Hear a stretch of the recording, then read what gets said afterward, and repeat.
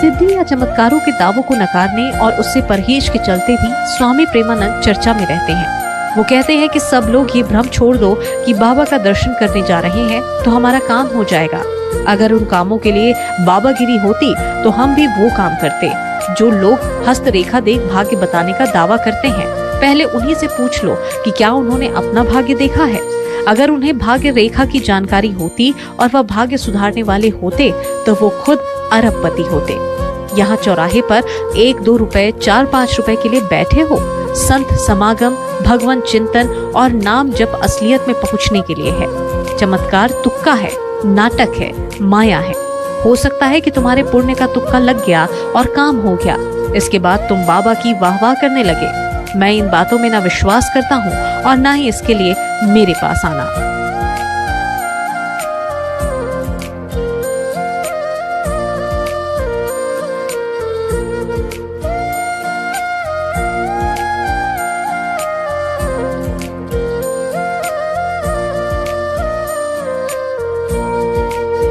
प्रेमानंद जी महाराज का जन्म उत्तर प्रदेश के कानपुर में एक ब्राह्मण परिवार में हुआ।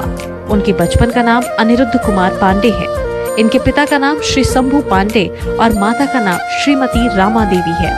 सबसे पहले प्रेमानंद जी के दादाजी ने संन्यास ग्रहण किया।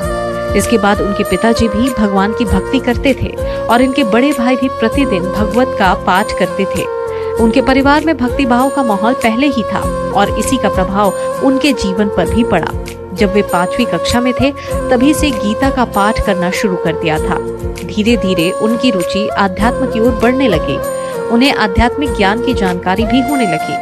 जब 13 साल के हुए तो ब्रह्मचारी बनने का फैसला किया। इसके बाद वो घर का त्याग कर सन्यासी बन गए। सन्यासी जीवन की शुरुआत में प्रेमानंद जी महाराज का नाम आर्यन ब्रह्मचारी रखा गया।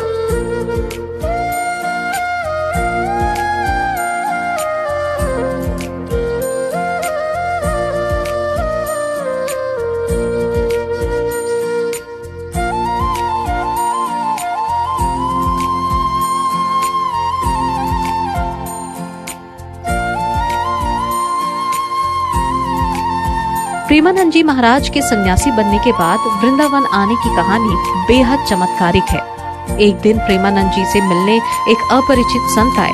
उन्होंने प्रेमानंद जी से कहा कि श्री हनुमत धाम विश्वविद्यालय में श्री राम शर्मा द्वारा दिन में श्री चैतन्य लीला और रात्रि में रास लीला मंच का आयोजन किया गया, जिसमें आप आमंत्रित हैं। पहले तो महाराज जी ने अपरिचित साधु को आने के लिए मना कर दिया, लेकिन साधु ने उनसे आयोजन में शामिल होने के लिए काफी आग्रह किया तो आमंत्रण स्वीकार कर लिया। जब वह चैतन्य लीला और रास लीला देखने गए तो आयोजन बहुत पसंद आया। 1 महीने बाद आयोजन खत्म हो गया तो प्रेमानंद जी महाराज को आयोजन देखने की व्याकुलता होने लगी और अब उन्हें रास लीला कैसे देखने को मिलेगी। इसके बाद वह उसी संत के पास गए जो आमंत्रित करने आए थे। उनसे मिलकर कहा कि मुझे भी अपने साथ ले चलें, जिससे मैं रास लीला को देख सकूं। इसके बदले मैं आपकी सेवा करूंगा। संत ने कहा कि आप वृंदावन आ जाएं, वहां आपको प्रतिदिन रास लीला देखने को मिलेगी। स्वामी प्रेमानंद जी वृंदावन में राधा रानी और श्री कृष्ण के चरणों में आ गए और भगवत प्राप्ति में लग गए। Special desk, Asian news. Gujarat के युवा और साधारण व्यक्तित्व के गायक श्री गोपाल साधु रोचक अंदाज में गायन से लोगों को भक्ति रस से सरोवर कर रहे हैं। लोग भी उनके गायन को पूरी हुए तन्मयता के साथ सुनते हैं। न बचिया वेद क्या जाने, मुझे दिल की बीमारी है। गोपाल साधु की अमिट छाप गुजराती लोक संगीत और भजनों में मिलती है। साल 2023 में सोशल मीडिया पर चर्चित नामों में गोपाल साधु भी हैं। उनकी आवाज के बिना भजन के कार्यक्रम अधूरे माने जाते हैं। उनकी पहचान एक साधु, सन्यासी, धर्मगुरु, धर्म प्रचारक और मोटिवेशनल स्पीकर के रूप में भी है। सन्यासी बनने के समय से ही वह इस्कॉन से जुड़े हैं। वह युवाओं को व्यस्त जिंदगी में भी भगवान, सामाजिक और पारिवारिक जीवन की शैली समझाते हैं और उन्हें ऐसा करने के लिए प्रेरित भी करते हैं। हमें और जीने की चाहत ना होती अगर तुम न होते, अगर तुम न होते। गुजरात के अहमदाबाद जिले के वीरमगाम तालुका के छोटे से गांव खुदादा के गोपाल साधु ने पहले हारमोनियम सीखा और बेंजो भी सीखना शुरू किया। इसमें महारत हासिल करने के साथ ही गोपाल ने सैकड़ों भजन याद कर लिए। उनमें ये रुचि और शौक पिता से नहीं बल्कि दादा से विरासत में पैदा हुई है। क्या तुम्हें याद है, क्या तुम्हें याद है, क्या तुम्हें याद है,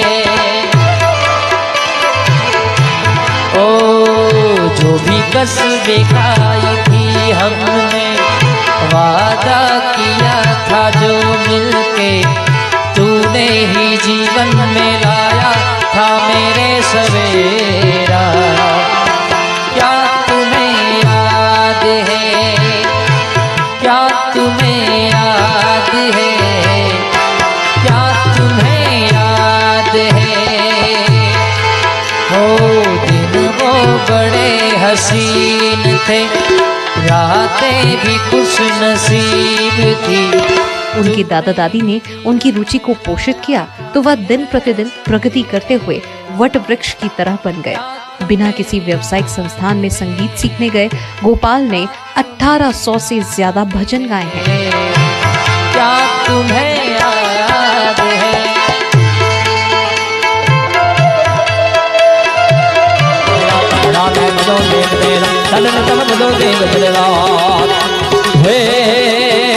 दादा ने तमे भजो दीप ने रात, घोड़ा ने तमे भजो दीप ने, भजो दीप ने। गोपाल देश के ऐसे शिक्षित शख्सियत हैं जो जिंदगी में अपने मुकाम पाने के बाद सामाजिक, पारिवारिक सभी तरह की मोह माया छोड़कर एक सन्यासी जीवन को चुन चुके हैं।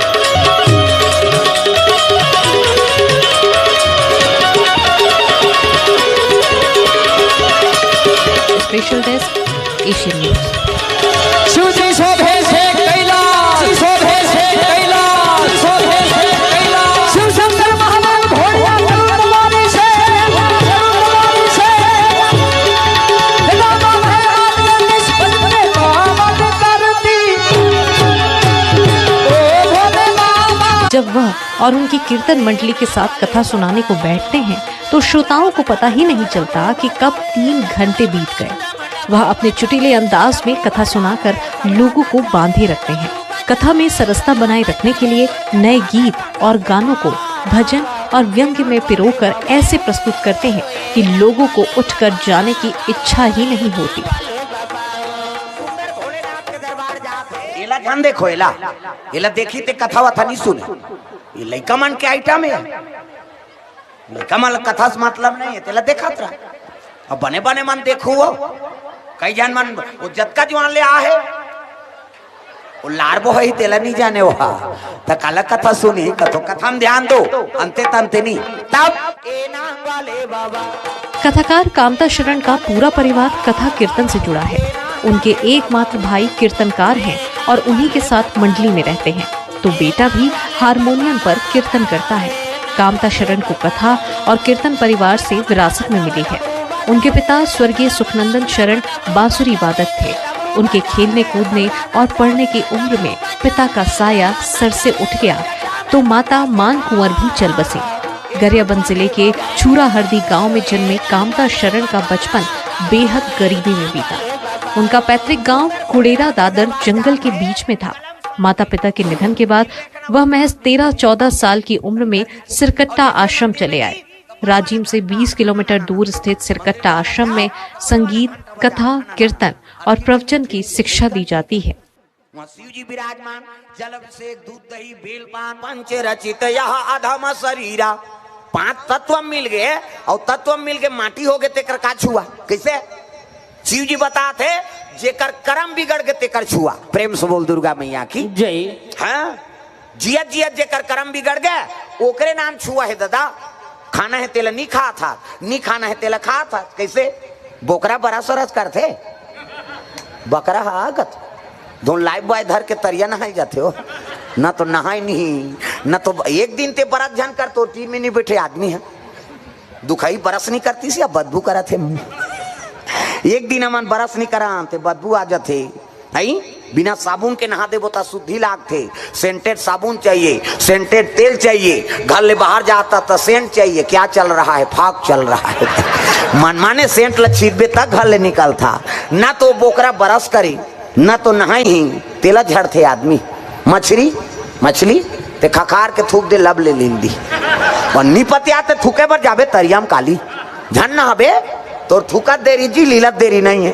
किसे उलसियान में नहाना बनाया है तोर दो हाथ थूकेल चांटा था ते थूकबे तेल मछली चांटा थे मछली ला गड़बड़ हो गए नहीं। प्रेम से बोल गुरुदेव भगवान की जय। सूरा नायडू का बरहा तो चलो ताली बजा दो नाम संकीर्तन। साल 1986 में जन्मे कामता प्रसाद की स्कूली शिक्षा छुरा मिडिल स्कूल से हुई। जब वह 8वीं में पढ़ते थे तभी माता पिता दुनिया छोड़कर चले गए। किसी तरह महज 10वीं तक शिक्षा ग्रहण करने वाले कथाकार कामता प्रसाद सिरकट्टा आश्रम में रहते हुए गुरुजनों के साथ गांव में होने वाली राम कथाओं में जाने लगे। इसके अलावा स्कूल के कार्यक्रम और रामलीलाओं में उद्घोषक की भूमिका अदा करने के कारण हास्य व्यंग्य करने की आदत बन गई। हास्य कला बचपन से ही उनमें थी। जब वह कथावाचक बने तो अपने प्रवचनों में भी हास्य को जोड़कर नया आयाम देने लगे। उनका ये प्रयोग काफी सरल रहा। विशुद्ध छत्तीसगढ़ी भाषा में हास्य के साथ कथा ही उनकी पहचान है। बचपन में वह अपने गुरु गजानन देवांगन के लिखे गीत गाया करते थे। उनके ही गीतों को अपना संगीत और स्वर देते थे। उनके गुरु राम कथाकार और संगीतकार गजानन देवांगन को राष्ट्रपति पुरस्कार भी मिल चुका है।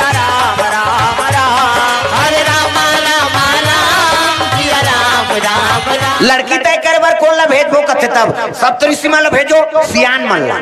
शंकर जी और पार्वती रिश्ता तय करे बार जात कौन है? सियान मन सप्तऋषि मन। देखो ये सूत्र है। आजो काल बहु बेटी देखे बार भेजा तो ना तो सियान मन ला भेजो, सियान मन ला। प्रेम से बोल शीतला मैया की जय। वो जीवन जी चुके, हमारे घर के हाड़ी तौली उतार दारे, गोबर कचरा फेंक दारे, हमारे बेटा सन में फप जाए, घर के काम बुतल झेल दारे, तो इसने बहुल मांगी। तो आजकल सियान मन पसंद करते तेलटूरा मन पसंद नहीं करे।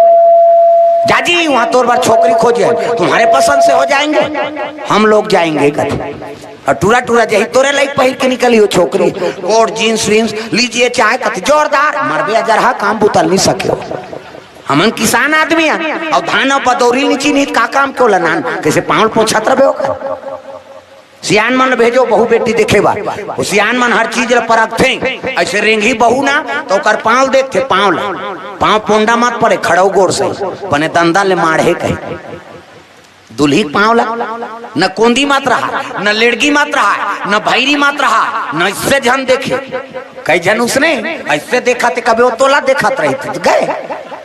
उसने एक अंगूर रेंगी थे बहुत थोड़े मांग पे वो कैसे सियान मन के बात मानो तेकर गिरस्ती में आनंद रथे। उसने जन टूरा रहा है गाय ठन गांव और कर दई दादा मर के रहा जी गांव मन दादा भैया मन सियान मन की चल रहे तोर कोनो नहीं है जोड़ी जावर जोड़ दे। 4 साल हो गए टूरा पर छोकरी की नहीं मिले तय होत रहा वो टूरा गोठियाए तहन कैंसल हो जाए काबर वो टूरा रहा तोतरा तब तोतरा बार कते लड़की यही हो सियान मन कथे काबर गोठिया थस रे बार भी होती तहन जीवन भर तोतरात रहती। दो कहा अच्छा फलदान के बात कराता था ना तोतरा देता। कामता प्रसाद शरण ने साल 2000 में कथावाचक के रूप में पहली बार सामने आए। उन्होंने पहली कथा फिंगेश्वर में की, इसके बाद कभी मुड़कर नहीं देखा। अब तक वह कितने बार कथा कर चुके हैं ये उनको भी याद नहीं है, मगर सोशल मीडिया की ताकत ने उनको घर घर पहुंचाने का काम किया। उनकी अधिकांश कथा YouTube पर मौजूद है। उनके फॉलोअर की संख्या हजारों में है। वह करीब 2.5 से 3 घंटे तक लगातार कथा करते हैं। इस दौरान वह कथा को संगीत के साथ सामंजस्य बैठाते हैं। इस दौरान सामयिक गीत, हिंदी और छत्तीसगढ़ी गानों को भी नया रूप देकर हास्य का पुट प्रदान करते हैं। इस वक्त वह व्यस्ततम कथाकारों में से हैं। अब वह वर्ष भर कथा करते हैं। साल 2024 में पूरे 7 महीनों तक की बुकिंग हो चुकी है। उनकी मांग दूसरे राज्यों में भी है। 4 साल हो गए पूरा कथाकार कामता शरण के विवाह की कथा भी दिलचस्प है। वह कथा कर रहे थे। उस दौरान उनके गुरु आचार्य परमानंद उनकी शादी के लिए गांव में लड़की देख रहे थे। कामता शरण को इसकी भनक तक नहीं थी। आचार्य जी ने ही उनके लिए लड़की पसंद की और शादी करवा दी। वह व्यस्त होने के कारण परिवार को समय नहीं दे पाते हैं, लेकिन इसके बावजूद उनकी पत्नी उनका और परिवार का ध्यान रखती है। उनकी 2 संतानें हैं, एक बेटा और एक बेटी। बेटे को रुचि पढ़ने कथा के दौरान कामता शरण ने कथा के दौरान गुरु की सीख को ध्यान में रखते हुए कामता शरण ने कथा के दौरान गुरु की सीख को ध्यान में रखा। उनके गुरु जी ने कहा था कि मंच पर बैठने के बाद भी वह भगवान के सेवक हैं, जबकि श्रोता भगवान का रूप। इसीलिए भाषा नम्र होनी चाहिए, विचार और व्यवहार उच्च होना चाहिए। Special desk, Asian news.